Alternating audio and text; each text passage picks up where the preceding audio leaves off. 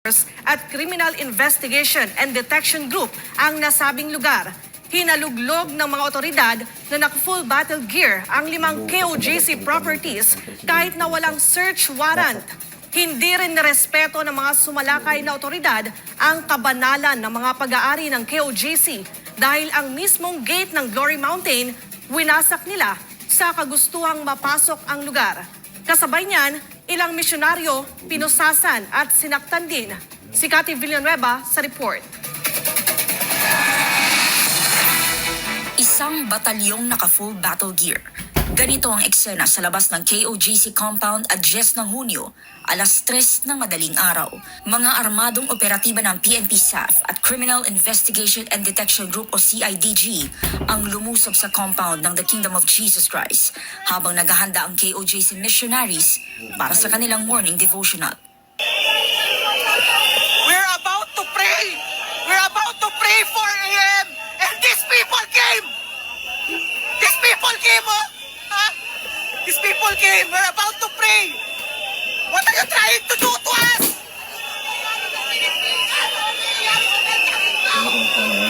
What are you trying to do to us? We're harmful people! Harmless kami! Harmless!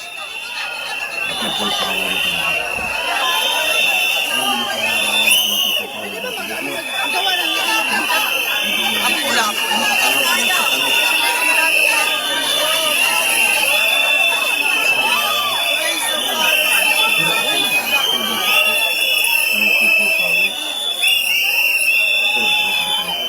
Kingdom citizens, we ask you to pray for us. We are being oppressed right now. Kingdom citizens, please pray for us. I-share niyo po yung video ko. We are a peaceful people. We are a peaceful people. And this is what you do to us in the middle of the morning, ha? Amin yung buhaton sa buwak. Nag-search ba kayo bago kayo pumunta dito? Nanalangin ba kayo sa Ama kung tama yung ginagawa ninyo? Meron lang kaya kayong Diyos? Sana nagdasal muna kayo. Sana nagdasal muna kayo. Sana nag-search muna kayo. Asa to nangita ng ministro? Tawagan ang pag-anya. Ipagpipilitan nila mga kapatid na pumasok dito. Kahit wala dito yung subject. Inaani ka-oppressive ang government karon. I-atras nila yung truck para buksan ang gate. Pipilitin nilang buksan ang gate. Pati ibang aeroplano ni President Kagam. Here we are in the best days of our lives. Sa Amerika, lumalawak yung ano, lumalawak yung ano yun. Wala naman din sila dito. Okay.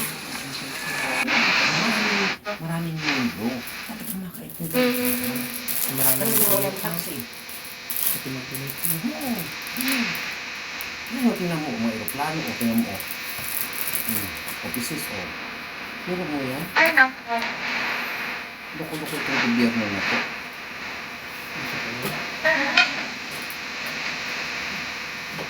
Ako na din noon ba? Yung dati, yung kay Marcos, nag-declare siya ng martial law. Kaya humaba ang tension. Ay, tayo mo din.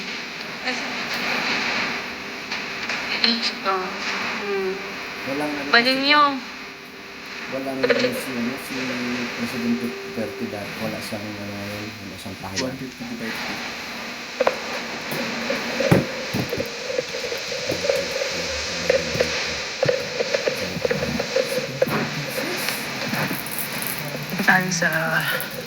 Maliban sa KOJC headquarters sa tabi ng Davao International Airport na sinubukang kubkubin ng mga armadong otoridad, ay isinabay din nilang lusubin ang Prayer Mountain sa Tamayo, ang Glory Mountain sa Purok 6, ang Q-Sands Baptismal Resort sa Island Garden City of Samal, at ang Kitbog Compound sa Malungon, Sarangani Province. Sarangani o meron pa. Hinalughog ng mga armadong otoridad ang mga nabanggit na KOJC properties nang walang search warrant.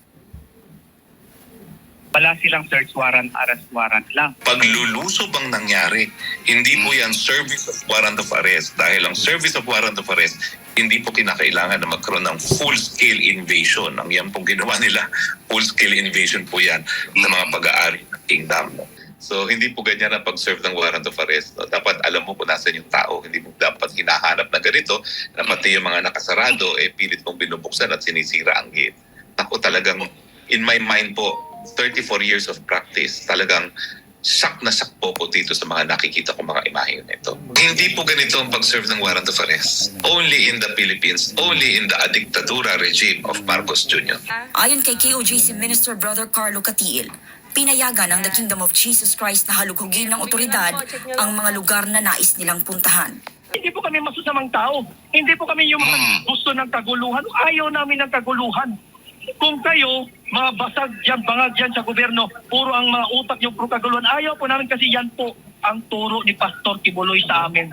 Mahinahon po kami. We wanted na i-lay down nila ano ba ang gusto yung i-search. Iginiit ni Brother Catiil na hindi naman kailangang sirain ng mga lumusob na otoridad ang mga pag-aari ng KOJC. Itong property ng Kingdom of Jesus Christ, sir. Sakripisyo po ito ng mga full-time miracle workers, Kingdom Miracle members. Ni Singkong Duli, wala po silang contribution dyan. Tapos sisirain nila ng ganyan. Karapalan sa basusan, this is really overkill.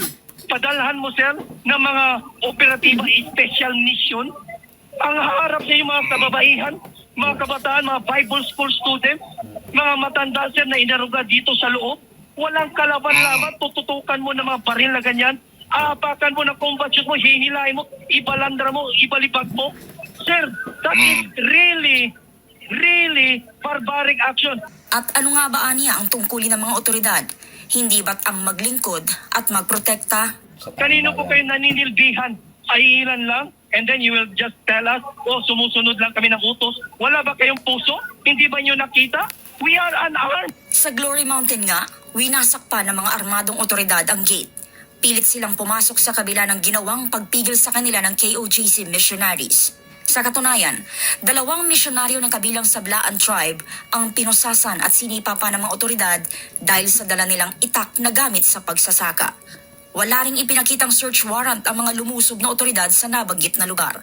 Sabi ni Attorney Harry Roque, isang malinaw at lantarang paglabag sa karapatang pantao ng mga taga-KOJC ang ginawang paglusob sa mga ari-arian ng simbahan.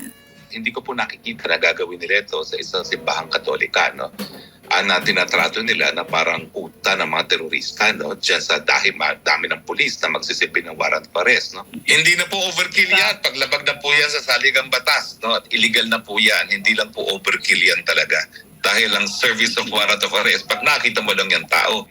Iginiit ni Attorney Roque na hindi sapat na may hawak na arrest warrant ang mga otoridad pagkatapos ay gagamitin nilang dahilan para mag-search o maghalughog. Sa katunayan, dapat nga ay nakasaad pa niya ang mga tiyak o partikular na lugar na hahalughugin kasama ng mga bagay na nais nilang kunin. Hindi nga raw po pwede na basta nalang papasok ang mga otoridad sa isang lugar at mag-fishing expedition. Punto pa ni Attorney Roque, malinaw na paglabag sa Bill of Rights ang ginawa ng mga armadong otoridad sa mga ari-arian ng KOJC. Ang Bill of Rights ay ang koleksyon ng mga karapatan ng mga individual na ipinapahayag at pinoprotektahan ng isang bansa o jurisdiksyon. Abay, parang naghahanap sila ng mga kontrabando doon mismo sa kingdom. At nakakalimutan nila na yun nga po, ito ay sanctuaryo. So, hindi po talaga lantara na binabastos ang mga lugar ng ating pagsamba. Ipinunto ni Attorney Roque na ang lahat ng panggigipit na ito sa The Kingdom of Jesus Christ ay dahil sa patuloy na paninindigan ni Pastor Paulo C. Kibuloy at ng SMNI sa karapatan ng mamamayang Pilipino. Pag uwi ko naman po sa susunod na araw naman po, okay, uwi na ako'y tutulong din po. No? Dahil hindi po pwede na babaliwalain na lang natin itong pangyayaring to. Ito po talaga ay napakatinding paglabag talaga sa ating saligang batas na hindi naman dapat. Obligasyon po ng lahat ng Pilipino na itaguyod ang ating saligang batas. No? So, nananawagan po ako sa mga abogado, no? Naku, pwede ba ho? Lahat na po tayo magbigay na ng libreng tulong. No? Nang sa ganun ay hindi naman po malapastanganan ang ating saligang batas. Ang inaatake po ngayon, hindi na po kingdom, hindi lang po mamamayang Pilipino. Ang ating saligang batas po is under siege. Para sa Diyos at sa Pilipinas kong mahal, Kathy Villanueva, SMNI News.